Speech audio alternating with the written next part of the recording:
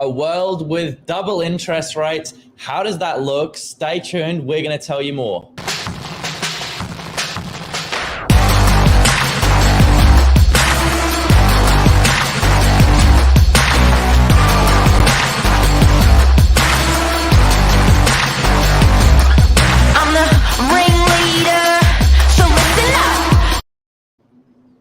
Switch her up. Are you scared? Are you scared, or are you? Did you? Gets the adrenaline going. I'm feeling good. Yeah, it does. Anyone who's watching, normally I do the intro. Billy's introing today. Mix it up. That's big. I'm feeling a bit. I think I'm looking a bit tired, Mark. Actually, I got a bit carried away watching the tennis last night. Until what time? Second set. So when the Russian had both up, and then I was like, I can't do this anymore. Bed. So what was that? 12 o'clock, 1 o'clock, 2 o'clock? Oh, no, it wasn't too bad. But, yeah, great sport, great game. But I did find it a bit of a hit when, Raf started to go down. I think he was sort of the favourite. And when's the finishing? I think last night. That was the final. Men's final. That was it? Oh, that was the final? Yeah, I think so. Oh, wow. I'm surprised you didn't stay up for the whole thing. But I haven't seen the result yet. So, but yeah, it was a great opening game. That's for sure. But nice. The merry-go-round, the big merry-go-round of real estate. We're talking about interest rates.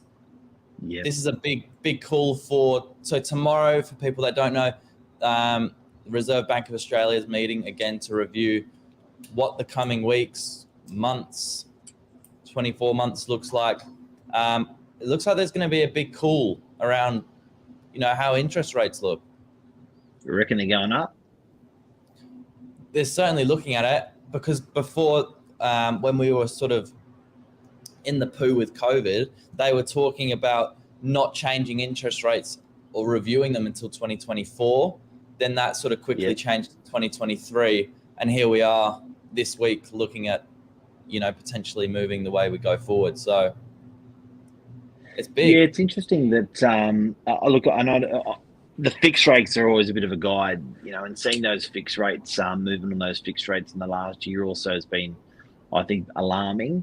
But it's interesting that where we are, the government only really ever had the lever to slow the market down of interest rates. And they used to always, almost like a handbrake, they used to always, guide that property market, slow it down, push it forward. And then when they couldn't push it forward any further, then they started throwing, home buyer incentives into that mix as well to pump people up, which is, the home buyer incentives are pretty new, but the regulator was always interest rates to regulate that property market, slow down or push along that property market. And what you'd think as a consumer and a real estate agent is you'd think that such an animal market last year, you'd think they would have put the interest rates up already. Yeah. But they're obviously gauging these. The thing with interest rates is, as much as it affects property, it is it does go on to a lot of different sectors. The fact, and then looking at some of their indicators, I think unemployment's where it should be. There was not a huge spike in unemployment with COVID because the stimulus packages had. Yeah, everyone's whinging. A lot of employers whinging. Can't find 1 million people immigrants left the country. A lot of labour left. There's a skill shortage for sure. Huge stimulus packages. So they've looked after that side of things.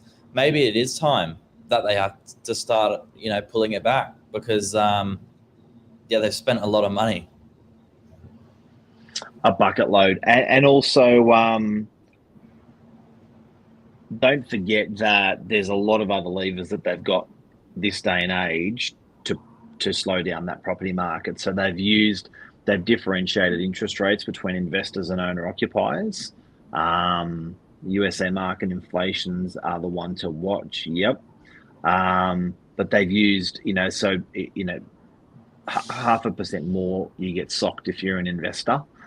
They've used that to sort of to keep away the investors from the property market pretty effectively. APRA's also brought in a lot of tightening on loans. More stimulus to come from government. Maybe Sydney continues to grow. Yeah, look, I think that stimulus in the market, there are sections that the government wants to push along. Don't forget that the building industry is a huge industry, and I think I think it may see hard times from what I'm hearing with costs, and a lot of builders are just getting caught up in this cost escalation. So I think you may find that, you know, building gives a lot of jobs to the community. So I think you may find that they're going to try to stimulate that new building market, new DAs coming in, stuff happening along there. So it's going to be an interesting one. But Billy, how would you and I do? How would you do if interest rates doubled? I would, because I'd need a pay rise, Mark. You know what? It's interesting because there's obviously people that have taken advantage of these such, you know, historic low interest rates and put all in with investments. We looked at, you know, how low interest rates looks realistically for a lot of people, and it's opened up opportunities to get into the market. For other people, it's opened up opportunities to, you know, do huge things. With, you know, putting prices up that much, it could simply outprice a lot of people coming into the market. But not only that, you know, screw a lot of people that are already sort of on the line. Now, obviously, when the nice thing is the banks, you know, the house of lending, right? So they're going to factor in their projections of, you know, interest rates rising over the next few years before they give you any money. So they've sort of taken that risk into account on your behalf. But it's like everything, it all goes up. It's, you know, it's costly. It's not cheap. Yeah, it's interesting because being in the property market, the time that I've been in the property market, it still sounds low. Like it sounds, I think for some people we've gotten really comfortable with the concept of 2.5% interest rates, but I think the reality is it's actually still a pretty low environment for interest rates, even if they're sitting at 5. I'm not suggesting they are going to double or they are going to sit at 5, but this morning we just wanted to sort of throw that around that concept and say, what does it look like? And I know I've seen most of us property owners have operated in a 5, 6, and 7% interest rate environment.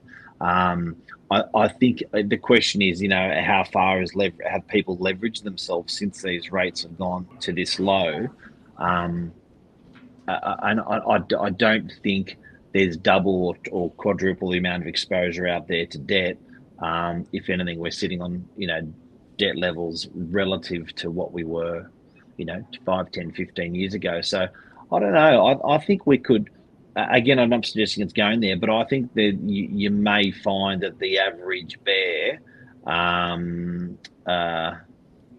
it's a hard one, isn't it? What do you reckon? Well, when you can stomach it? I mean, there is definitely indicators for it to go up.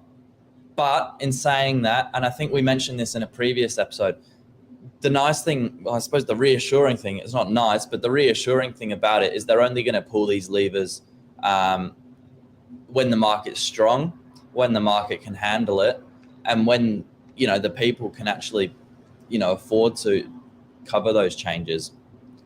They've given out so much stimulus that now it's time to set a little bit more of a reality check. That's a really, really good point, because historically, whenever rates have actually gone up, they're trying to slow down, so like the property market, which is people making money. So it's a really good point, because it's normally that's quite positive, that the market is pumping and people are building an equity, and then while it's positive, they're trying to slow down too much positiveness. So I think that people can have that comfort factor to know that, you know, if and when rates do go up, it won't be in a period of like a recession or the GFC or a really, really hard time, it generally happens in a really, really good time in the market. So there's fat building in and built in already. Yeah, without a doubt. There is, maybe people that are going to look at that and it'll affect confidence a little bit. Low competition for mark buyers. Do you think that's going to change? We've seen a huge amount of buyers in the market. Do you think a slight change in rates is going to, shake that up a bit? Yeah, look, I think my worry, I always call it the property bus. The property bus has been doing 150 k's an hour. It's been, to try to get it off that bus or on that bus, it's been like crazy. If that property bus is doing 40, 50, 60 k's an hour, it's quite comfortable. It's quite a nice environment to buy and sell in that market. If that property bus throws the handbrake up and goes into reverse, that's when we really shit ourselves. So I think, with what Luke was saying, the property bus, if interest rates did go up, that property bus would slow down and would make an easier entry and exit point for buyers and sellers. So yeah, it's less competition and it's probably a more pleasant trade for people to get in and out. That's it. But rest assured, it's still going in the right direction. There's no articles suggesting that the market's turned, the other way. Yeah, and there's nothing suggesting double with what we do. We just sort of wanted to throw it around today, not scaremonger, but just to throw it around that concept. Go one extreme, go the other extreme, and throw it and have a chat.